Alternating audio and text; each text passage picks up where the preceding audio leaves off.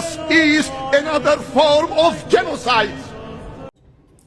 ውድ ኦርቶዶክሳውያን አሁን እንዳዳመጣችሁት እኚህ የአርሜኒያ ቤተክርስቲያን ፓትርያርክ ዝምታ ከዘር ማጥፋት ጋር እኩል ነው፣ ዝምታ ሌላኛው የዘር ማጥፋት መንገድ ነው እያሉ ስለ አርሜኒያ ቤተክርስቲያን አማኞች ስለ ዘር ፍጅት፣ ስለ መገደልና ስለ መሰደዳቸው በአደባባይ ወጥተው ዝምታ ይበቃናል፣ ዝምታ ሌላኛው አይነት የዘር ማጥፋት መንገድ ነው እያሉ እየጮሁ ነውና የኛ አባቶችም እንደዚህ መጮህ ያለባቸው።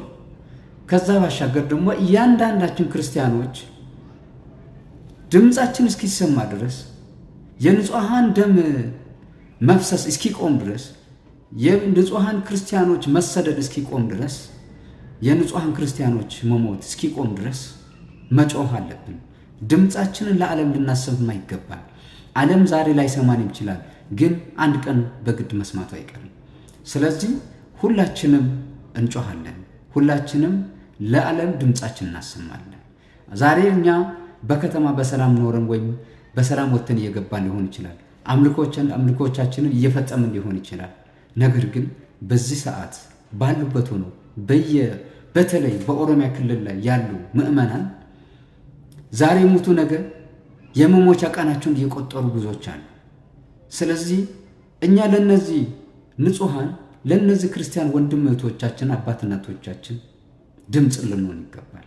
አሁን ላይ እየተደረገ ባለው ጩኸት እግዚአብሔር ይመስገን የተለያዩ የውጭ ሚዲያዎችም ሆነ ውጭ ላይ ያሉ ኢንፍሉዌንሰሮች፣ ተጽዕኖ ፈጣሪ የሆኑ ሰዎች የተለያዩ የአህት አብያተ ክርስቲያናት ወንድም እህቶቻችንም ድምጾቻችን እያሰሙ ነው። የኢትዮጵያ ኦርቶዶክስ ተዋሕዶ ቤተክርስቲያን እምነት ተከታዮች ሞት ይቁም፣ ጄኖሳይድ ይቁም እያሉ ነው።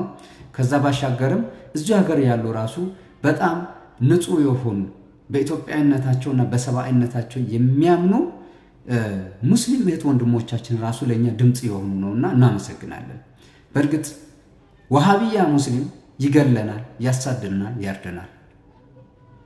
ደግሞም ንጹሃን የሆኑ ሙስሊሙ ወንድሞቻችን ደግሞ ለኛ ድምጽ የሆኑ ነው። ከነዚህ ወንድሞቻችን ጋር ሆነን ለነሱም ለኛም የተበጀውን ሀገር ለመገንባት እኛ አሁንም ድምጻችን ልናሰማ ይገባል። መንግስት እውነት ነው ድምጻችን እየሰማ አይደለም። ነገር ግን አሁንም ቢያንስ የዓለም ህዝብ የኛም ቤተክርስቲያን የኦርቶዶክሳውያን ስደት የኦርቶዶክሳውያን ሞት ሊሰማ ሊገነዘብ ይገባል። አሁን ዘመኑ የማህበራዊ ሚዲያ። ስለዚህ ባለው ማህበራዊ ሚዲያ ሁሉ ባገኘነው አጋጣሚ ሁሉ በተለያዩ ቋንቋዎች በምንችላቸው ቋንቋዎች ሁሉ ለዓለም ድምጻችን ልናሰማ ይገባል። ለጊዜው ጮኸን የምናቆም ሳይሆን ሁሉ ጊዜ ስለ ቤተክርስቲያን ስደት ልናወራ ይገባል። የኛ ቤተክርስቲያን በዚህ ዘመን ያለችው በስደት ላይ ናት፣ በመከራ ላይ ናት። ቤተክርስቲያን ስንልኛ መላ ኢትዮጵያ መበጥበጥ አያስፈልግም እኮ። አንዲት ቤተክርስቲያን በአንዲት ቀበሌ ውስጥ ያለች ቤተክርስቲያን ምዕመናን መከራና ሞት፣ ስደት የቤተክርስቲያኒቷ ስደትና መከራ ነው። ቤተክርስቲያን ማለት የሁላችን እክል ሳትባል የክርስቶስ አካላት እስከሆንን ድረስ ማንኛውም ወገናችን ሲነካ እኛንን የተነካ ነው ማለት ነው። ስለዚህ ቤተክርስቲያን ህብረታዊ ናትና በህብረት ነው ሁሉ ነገራችን፣ ጥቃታችን ሁሉ ሊሰማ ይገባል። እንዲሁም በሙስሊም ወገኖች በኩል እየተደረጉ ያሉ ግድያዎችም ይኖራሉ። ስለነሱም ልንጮህ ይገባል። እንደ ዜጋ ገብተን ልንወጣ ወጥተን ልንገባ ያስፈልጋል።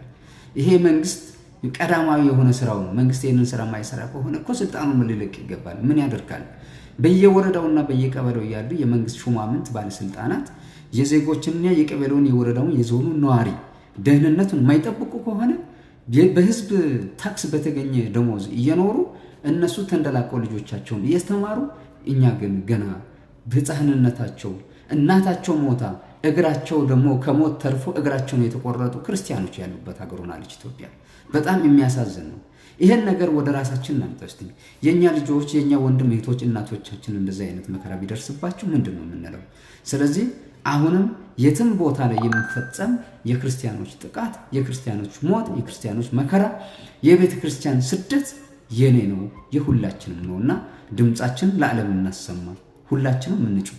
እግዚአብሔር ደግሞ ለህዝቡ የሚራራ ህዝቡን የሚያከብር ስለ ህዝቡ የሚገደው ሰው እስከሚያመጣ ድረስ ጩኸታችን ልንቀጥል ይገባል። አርመን ላይ ያሉ አባቶች ፓትርያርኮች በሚዲያ ወጥተው ስለ ክርስቲያኖች ሞት እየጮሁ እንዳሉ የኛ አባቶች መቼ እንደሚጮሁ አናውቅም።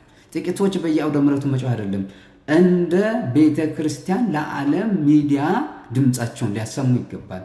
ይህንን ደግሞ አባቶችን የምታገኙ በየተገኘው አጋጣሚ ለአባቶች ማድረስ አለባቸው።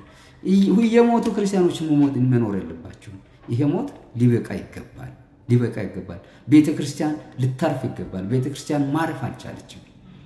ስለዚህ ሁላችንም ድምፃችንን እናሰማ። አመሰግናለሁ።